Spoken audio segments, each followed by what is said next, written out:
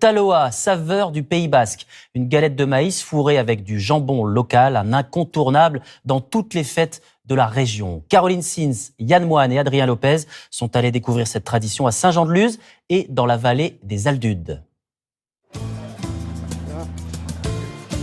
C'est un drôle de petit sandwich, l'une des spécialités du Pays Basque. Ouais, le fameux taloa. Le taloa, un mot basque qui désigne une galette de maïs fourrée de bons produits du terroir.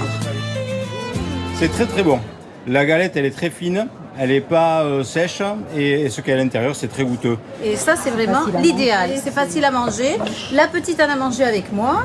Un sandwich qui parfois déroute un peu les novices. Une petite tortilla, on dirait un peu quelque chose d'espagnol, mexicain, je ne sais pas. Une très belle découverte, c'est très très bon.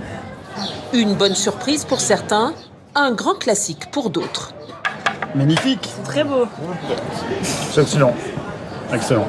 C'est super bon, on a l'habitude d'en manger au lieu de manger un kebab ou un petit burger après les cours. Les Basques, les jeunes Basques, ils ont l'habitude de manger un taloa. Des taloas préparés par le chef Ramuncho Kourdé dans son restaurant de Saint-Jean-de-Luz. C'est le shingar, c'est la poitrine séchée. Du cochon, mais aussi du fromage, de brebis bien sûr. Ah oui, ici c'est le pays. Un concentré de Pays Basque pour un taloa prêt à déguster. Celui-là, après, tu vas voir, on va le piller, tu vas le manger comme un sandwich. Tu auras un peu le croquant du taloa avec le moelleux du fromage et de la viande sèche. Ça représente notre région, notre pays. Pour retrouver les racines du taloa, il faut aller dans la montagne basque jusqu'aux Aldudes. Le village de Pierre Oteiza, artisan charcutier, éleveur de cochons basques. Allez, allez, ça c'était. Une race de porc qui l'a sauvé de la disparition. Noir et blanc, avec de grandes oreilles, ils vivent en pleine nature. C'est des montagnards. Hein. C'est une race rustique, c'est un porc il faut qu'il soit tout le temps dehors. Ça, c'est important. Et c'est porc ibérique. Hein. La particularité, c'est le persillé. Le persillé, il faut que le porc marche. 400 cochons se nourrissent ainsi de glands, de châtaignes et d'herbes. Ils vont engraisser pendant plus d'1 an, jusqu'à peser 170 kilos. Nos cochons, ils ont 2 vies. Ils ont 15 mois de Club Med dans la montagne. Et après, ils sont 2 ans de thalasso dans un séchoir. Tout ça pour rendre des gens heureux. Au village, la tante de Pierre Oteiza, Henriette, prépare l'autre ingrédient essentiel du taloa, la galette de maïs cuite au feu de bois, comme autrefois. Ça y est, c'est bon. La recette est très simple.